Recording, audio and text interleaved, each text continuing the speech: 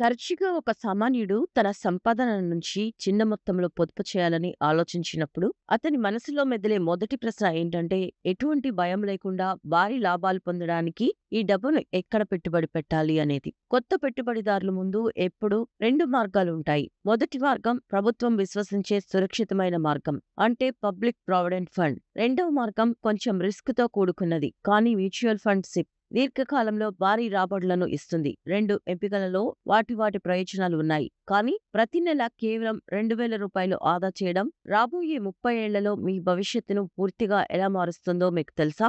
దీని వెనుక ఉన్న పూర్తి గణితాన్ని వివరంగా అర్థం చేసుకుందాం.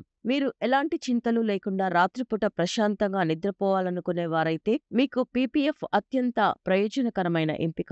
దీనిపై ప్రభుత్వం హామీ ఇస్తుంది. ప్రస్తుతం ఇది సుమారు 7.1% వార్షిక వడ్డీని అందిస్తోంది. మీరు ప్రతి నెల పీపీఎఫ్ లో రూ. 2,000 చిన్న మొత్తాన్ని జమ చేస్తున్నారని అనుకుందాం. ఈ విధంగా 30 సంవత్సరాల్లో మీ జేబు నుంచి మొత్తం 7.2 లక్షల పెట్టుబడి ఉంటుంది.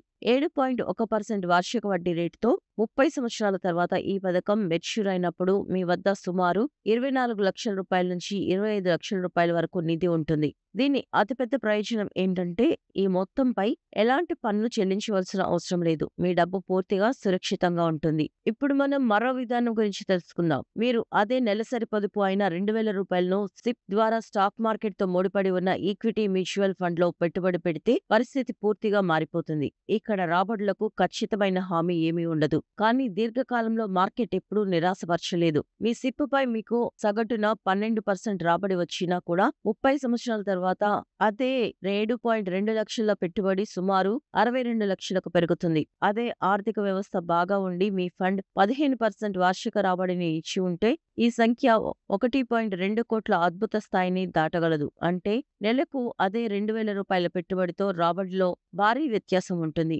మొదటి 5 లేదా 10 సంవత్సరాలలో పీపీఎఫ్ సిప్ ఫండ్ల మధ్య పెద్ద తేడా ఉండదు. ప్రారంభంలో రెండు తాబేళ్లాగే నెమ్మదిగా సాగుతాయి. కానీ కాంపౌండింగ్ అసలైన మ్యాజిక్ చివరి 10 సంవత్సరాలలో కనిపిస్తుంది. అప్పటికి మీరు పోగు చేసిన ఫండ్ చాలా పెద్దదిగా మారి దానిపై రాబడులు రాకెట్లా దూసుకుపోతాయి. సిప్లో 1.2 కోట్ల నిధిని చూడగానే కళ్ళు చెదిరేలా అనిపించినప్పటికీ సిప్లు మార్కెట్ హెచ్చుతగ్గులకు లోబడి ఉంటాయని అర్థం చేసుకోవడం ముఖ్యం. దేశంలో లేదా ప్రపంచంలో ఆర్థిక మాంద్యం ఏర్పడితే మీ ఫండ్ కొంతకాలం పాటు విలువ కోల్పోవచ్చు. దీనికి విరుద్ధంగా పీపీఎఫ్ లో మార్కెట్ హెచ్చుతగ్గుల ప్రభావం ఉండదు. ఇక్కడ మీ డబ్బు బండరాయిలా సురక్షితంగా ఉంటుంది.